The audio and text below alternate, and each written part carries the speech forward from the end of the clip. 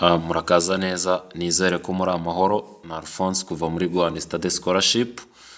Tugenda tubagezaho update nyinshi zitandukanye, utuntu twinshi twiza tubafasha muri academic process zanyu.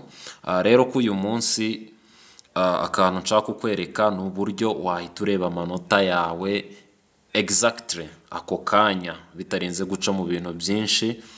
Noneho ukaba wareba resulta wagize mwaya manota y'icya leta mu buryo bworoshye.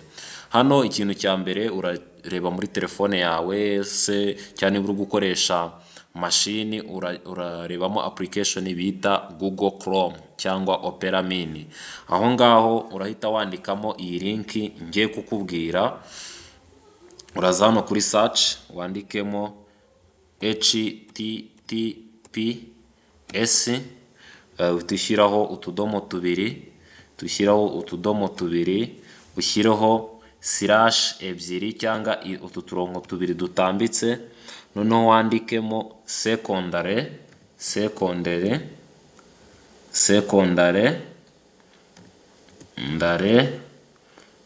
noneho wandikemo akadomo sdms,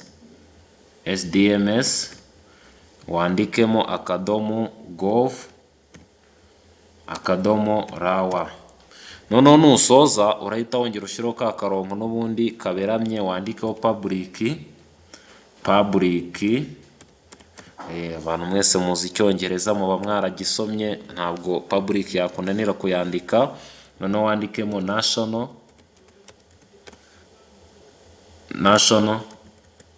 examination results, national examination result, akadomo za na u na ra.